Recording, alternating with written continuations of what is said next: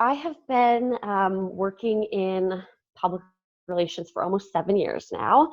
I went to the Fashion Institute of Technology. I got my degree in advertising and marketing communications. And ironically, when I started, I wanted to be a journalist. I loved writing, so I really wanted to work for a magazine. I remember reading Teen Vogue when I was like 14. And I was like, oh my gosh, this is so cool. I want to work for a magazine. So that's what led me to FIT, and I wanted to pursue journalism. But when I started taking my PR classes, I actually was more intrigued with that side of the business. So in middle, I kind of switched and was like, okay, I think I'm going to focus on PR. So I did a few PR internships, and then upon graduation, I got hired by one of my internships, which was really great. So I had a pretty smooth transition into adult working life. So I worked at a few PR agencies in New York City for about 2.5 years.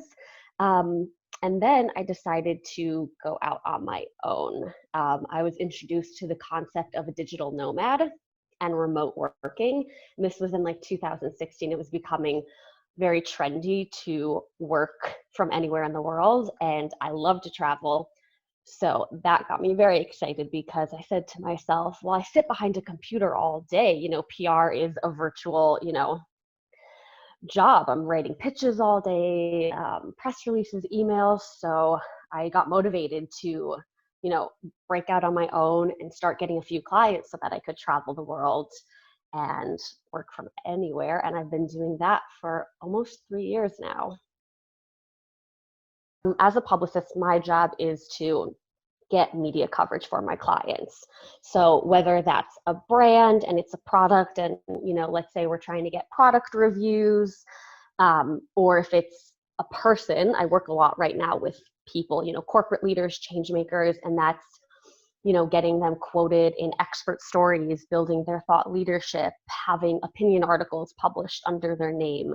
So it's really just elevating their profile, the profile of a company or a person, and really amplifying their voice so that they become thought leaders or in their industry. It's really just to build awareness of the brand, the person, the company. So my job is to figure out the most newsworthy ways to tell that story, because editors and journalists and reporters are getting bombarded daily with pitches. So you need to stand out. You need to have something that's worth being written about.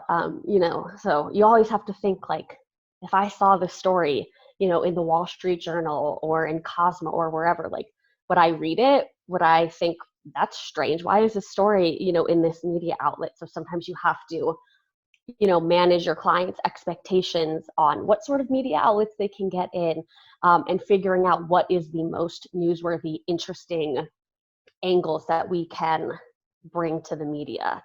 So that's the core of my job. So I really sit and I'm sending so many emails, and I'm listening in on interviews that I've set up and things like that. And I mean, I have my PR experience is as an agency. I never worked like in-house. So brands can have like an in-house PR specialist who's just focusing on that one brand. Whereas an agency, you're working with a lot of clients. You're not just focused on one product or one company or one person as their in-house communications expert. So an agency, you have a lot of clients, so there's a lot of moving parts. And so I only ever worked in a PR agency. So even when I went freelance, I operated as an agency. I wasn't only ever just working, for one person. I was always trying to get as many clients as possible, and the clients that I wanted to work with. But that's the difference between, there are people that are just in-house and their job is probably a little bit less stressful than agency because they only have to deal with, one company, one brand. That's all they're focused on, where agency, there's a lot of moving parts and you're focused on a lot of, you're building media connections in all different, industries, depending on where your clients are. I started in Central America. So I visited Nicaragua, Costa Rica, Guatemala, Mexico. Then I spent some time in the Caribbean, St. Martin, Curacao, Aruba. I went to Bali. Bali was like my dream digital nomad inspiration. And there's such a big digital nomad community there. So I spent about a month in Bali. I've spent a lot of time in Australia, New Zealand, Hawaii, but now I'm back in the States. The first thing I did, of course, was, I'm a service-based business. So, it wasn't creating a product or anything, but it was really getting those ideal clients. So it was, a lot of networking. LinkedIn is a great tool that I recommend to everyone. I've gotten majority of my clients through LinkedIn and networking on LinkedIn, finding mutual connections. So, really finding those clients, securing enough income that I felt comfortable to quit my job and, give me a little bit of a padding in case everything went wrong, that at least I wasn't like, I have no money.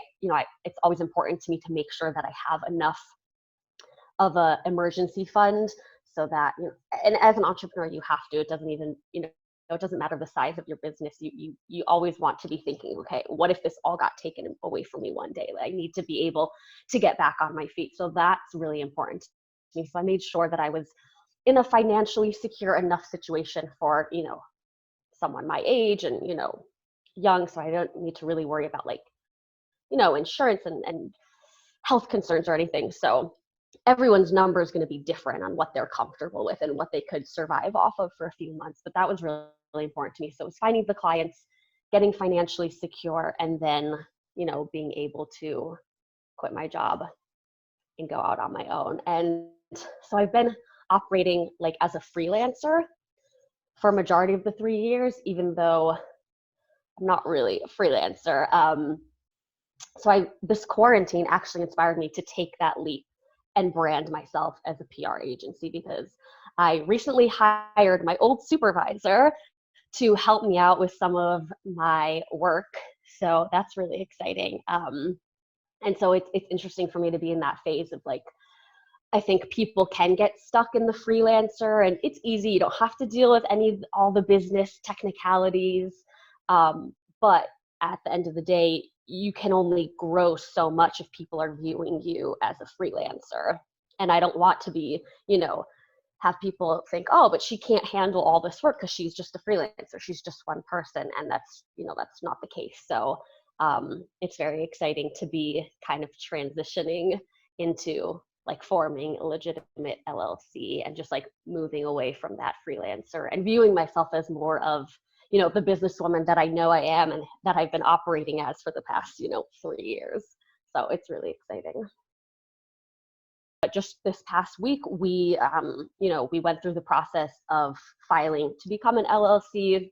So you need to, there's the paperwork you have to fill out, and you need to have a registered agent. Most LLCs can't be formed without having a registered agent. So you have to make sure that you have an agent that, can receive any business documentation, court orders, summons, things like that.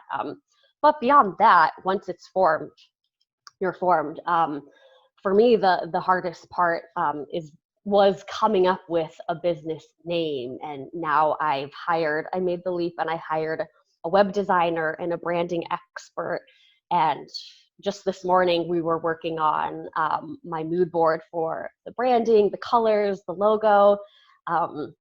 It's exciting. And I'm the sort of person who can get stuck in the process. And I think a lot of entrepreneurs get stuck in that. You're always like, oh, well, I could think of a better name, or maybe I should brand myself this way or that way. And if you stay in that cycle too long, you don't get out. And that's one of the reasons why, I waited until now to make this leap.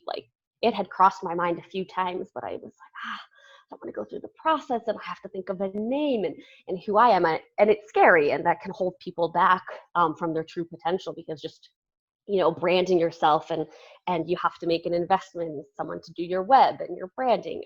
But at the end of the day, it's only going to help you, because I know that once, I have that official website, it'll just help me get more clients and grow my business to how I want it to be. Definitely has ebbed and flowed, but the past year has been really strong for me. I've tripled my income with one of my clients in the past year, which is incredible. And I'd say though the steps really has been starting to transition and seeing myself in the future and thinking, how do I want my business to grow? And, you have to start taking yourself more seriously in order to grow. So, for the first year or two, I was more focused on, I just want to make enough money so I can travel and so that I can support myself, travel the world. Like, I don't need to make a ton of money. I just need to support my lifestyle. So that keeps you, I wasn't, motivated to grow really beyond that. And I think I was also a little bit nervous too, because again, it's a lot of responsibility. But this past year, I've started just thinking of myself more and how I want to shape my business for the future and the longevity that I want to have for myself as a PR agency owner and as a publicist. And so that switch, it brings more clients to you. You just start operating in a way that brings you more opportunities. So, I'm much more active on LinkedIn and, professional networking sites, especially ones for women like Sway and Fairy Godboss and The Riveter. Those are all really great platforms where you can network and grow and just start, as a publicist, your network is super important. So now that I've started viewing myself 10, 20 years down the road and the PR agency that I hope to build, once you start viewing yourself that way, you just start attracting more clients and more networks and more potential. So that's definitely, having that mindset, I have seen tremendous growth. I'll try to spend, I'd say, 2 to 3 hours a week networking. So that's, sending messages on LinkedIn, connecting with people, trying to set up virtual, coffee chats with either, people that journalists and reporters that I'm working with, or just people that I want to network with. And also attending conferences. I just attended last week, like a money summit, and that was really fun. And, they had a Slack group channel for all the members. So everyone was chatting, and I made a few really good connections just from that. So I'd say it's a mix of, LinkedIn and other social networking platforms, going to conferences, events, virtual summits. That's a great way to see people in person or just virtually connect with them. And trying to, maybe have coffee chats for 15, 30 minutes with people that you're interested in, whether it's people you can work with or mentors that you'd like to, kind of pick their brain, people that have more experience than you. So yeah, that's how I enjoy networking. My major was like a broad communications major. So it wasn't just journalism, but I had journalism classes, PR, media planning, public speaking. It was honestly like, I'm very happy that I went to FIT, and the curriculum itself was like, it was specific enough, but it was still broad enough that it really did cover the vast communication roles that you could have. So I would say, going broader is usually a good way to go if you can, so not just getting a degree in PR, knowing how journalists work, helps me as a publicist, and, knowing how advertising works also, it all kind of coincides. And sometimes you might be your client might want to know a little bit more about advertising and, the best places to put their advertising dollars. And since I have experience learning all of that, I'm not just like, oh no, I only know PR. I don't know anything else. I've learned social media and advertising, marketing, everything. So it just gives you a more well-rounded background. So even when you're specializing in one thing like PR, I still know how the industry, the communications industry works as a whole, which is really important. I loved travel, that's clear. I went on my first international trip when I was 19, and ever since then I was hooked. I love to read. I love to write, which is good for my industry because I especially love reading magazines. My roommates in college used to have to like make me throw out my magazines because I would just have stacks. Like, no, I might need to look back on something and like, I don't know. So love to read, love to write, which really helps, on my day to day. But I try, when I'm reading to not be thinking about work. I also love scuba diving and like island life, anything beachy. I'm definitely a beach girl, not a snow bunny.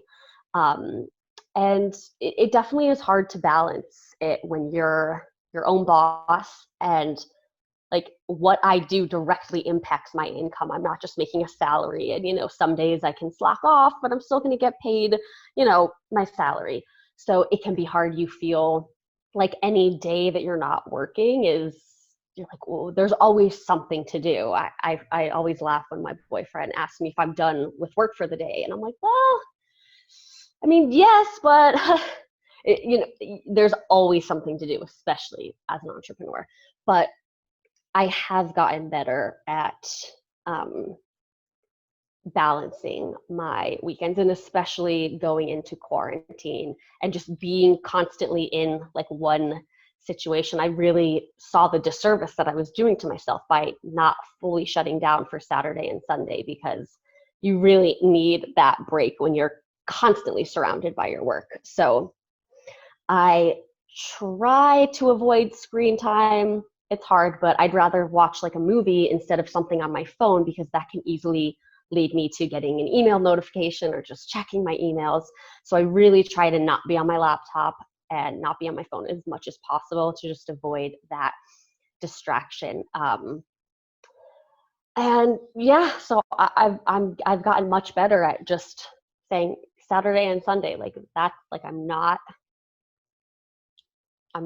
working. And it's something that I think people can appreciate. Your clients don't want you emailing them on Saturday morning. So I really try now to just take that time. And then I use Monday through Friday as like my power days. Like I'm going to get all my work done Monday through Friday, so that, or as much as I can, so that when, Friday evening rolls around, I'm like, okay, that's it. I deserve my 2 days.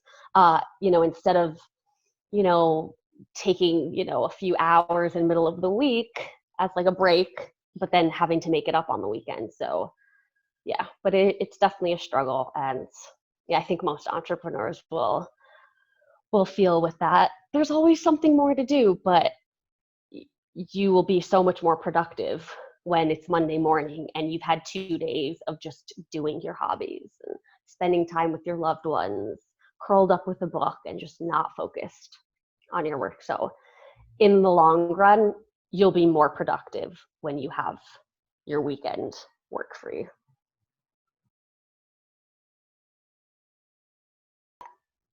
You know, being an entrepreneur is great.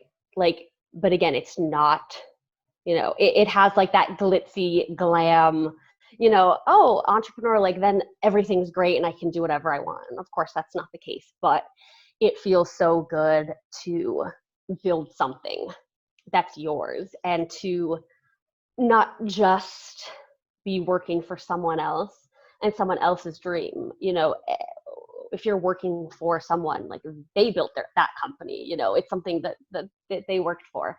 Um, and at the end of the day, being an entrepreneur for me is creating something that I love, but it really is about having that work-life balance. And one of the things that pushed me to becoming an entrepreneur was when I was trying to take my vacation time after my first year working.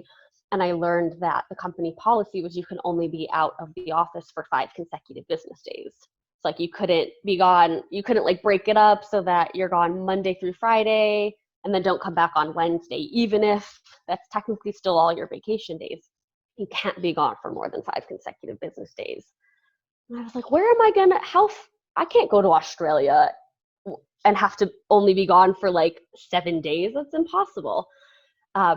So being an entrepreneur for me is really, I now can create that work-life balance. Yes, I'm busier than ever, and I might be busier than someone that's working a typical job, but I am in control of my schedule.